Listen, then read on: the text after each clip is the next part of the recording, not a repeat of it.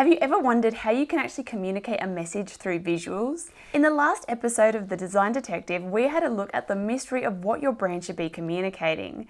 But now we're going to take a look at how you actually turn that communication into visuals. How can we actually communicate our message visually? So our case today on The Design Detective, we have a message, but we want to know how to communicate it visually. So according to our case file, you might be seeing one or more of these mysteries. First of all, you based your brand colors just off some colors that you really love, maybe your favorite colors, or a color palette that you came across. Maybe you found something really beautiful on Pinterest and just fell in love with the palette. And you didn't choose your colors for any other reason other than you just loved them. Our next mystery, the fonts you've been using in your brand are fonts that you just like. You just came across some fonts and you're like, oh, they look so cool, I want to use them in my brand. And again, you had no other reason for using them other than you just really liked them. The next mystery, your brand identity was just based off finding all these beautiful images on Pinterest and putting them together in a mood board. And then you created a visual identity based purely on that mood board. You didn't have any steps beforehand thinking about what you want to communicate or anything like that. It was just all about aesthetics and making this particular look and vibe. And the final mystery, you're constantly changing your branding. Every time you come across something that you really love and you fall in love with some particular new style or look or color or font, you find yourself changing things up with your branding. It's a real struggle for you to stay consistent and keep with something long term. As you can see from these mysteries, it's all just about being drawn to something aesthetically rather than actually having meaning behind your choices. This means that your branding is based all on you and your personal tastes rather than what you want to communicate and who you're communicating that to. So in this case, we need to start with the communication, which we looked at in the last episode. So if you haven't checked that one out, make sure you go back and have a look at that to get clear on what your brand message actually is and what it is you're trying to communicate. So we need to start with the communication, which we looked at in the last episode. So if you missed that episode, make sure you go back, take a look and start digging in and thinking about what the message of your brand actually is. So if you're having this problem in your branding, you might be seeing some of this evidence. Your brand isn't distinct and memorable, it just blends in. Your brand style changes constantly. You're constantly changing things up all the time. You barely stick with something for a few months. And your branding is all about you and your personal taste. So we have a few tools that we can utilize to solve this case. So these are line and shape, color, imagery, and fonts. So first of all, let's take a look at color. Color can communicate emotions and feelings, and it can also inspire action. So when choosing brand colors, it's not about choosing a beautiful color palette that's just your favorite colors and a palette that really appeals to you.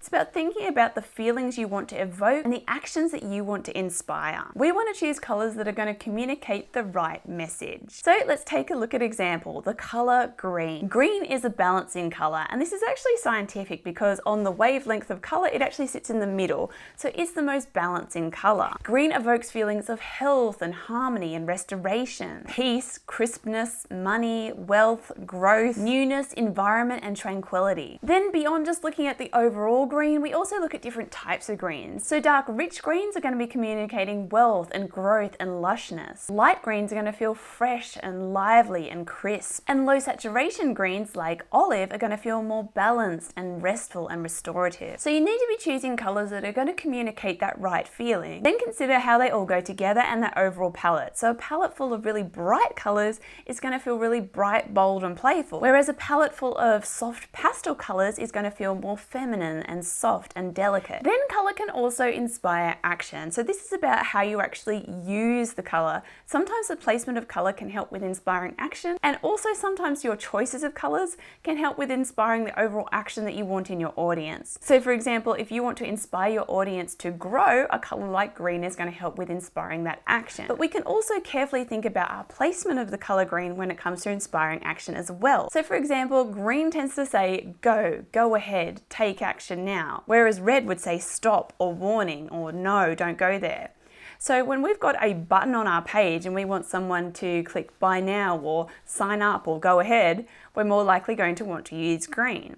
Whereas if you want a cancel or end this or stop now, you're going to choose something like red. So also thinking about how you place those colors as well, and thinking about what kind of message that color sends so that people aren't getting confused about things too, and you're making sure that you're really emphasizing the action you want people to take through your colors. Green is also a color of renewal and regeneration. So if you've got a brand that's all about a big transformation in somebody's life, green could also be a good color to inspire that action. So do your research on color psychology. Start to find out what different colors mean and what kind of colors would best communicate the emotions and feelings and actions you want in your brand. Now for line and shape. So line and shape can create a sense of movement and direction, as well as energy and feeling. Your choices about things like the thickness, the roundness, the flow of it, whether it's sharp or whether it's curve, things like that are all going to impact the feeling of that line or shape. So for example, organic lines and shapes are going to feel more calming and restful. But on the other hand, really tight spirally circles are going to feel really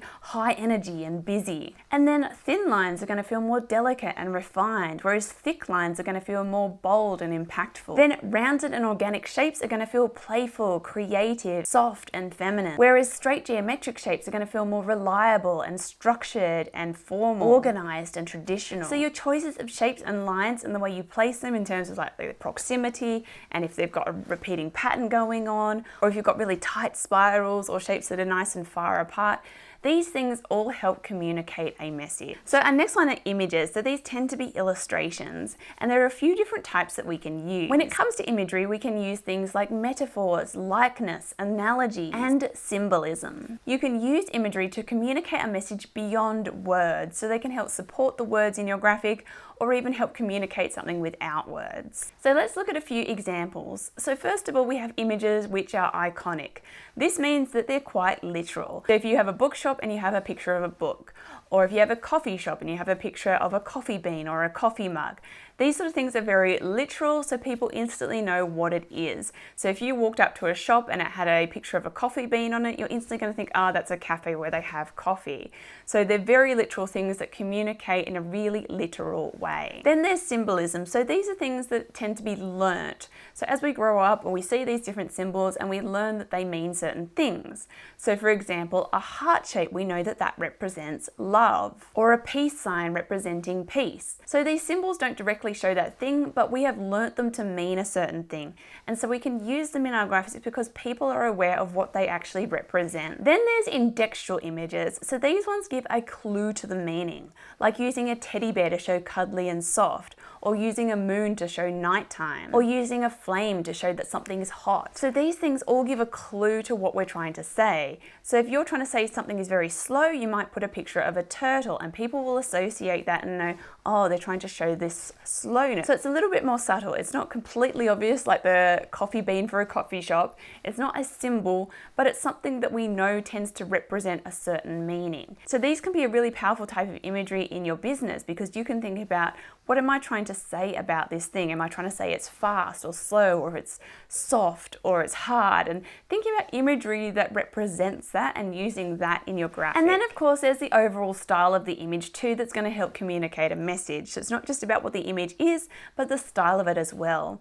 So for example, if we've used a vector, very clean image, that's going to feel more minimal and professional. Whereas if we used a really sketchy drawing, that's going to feel more creative and natural. Or if we used a watercolor image, that's going to feel more feminine and soft and gentle. So it's about finding imagery that's going to help represent different things in your business, but then also thinking about that overarching style of that imagery that's also going to communicate a message as well. So our final tool is fonts, and fonts tend to position a brand. So they say a lot about our brand positioning. So it's really important to choose the right fonts to position your brand appropriately. It really says a lot about where your brand sits in the marketplace. So for example, more traditional fonts are going to feel very serious and professional, whereas using slightly more modern, clean serifs and sans serifs can feel high-end and luxury and show a feeling of quality. And then more bubbly, curved, rounded fonts are going to feel more playful and fun and friendly. Now, of course, this only just scratches the surface. There's so much in each of these areas, looking at different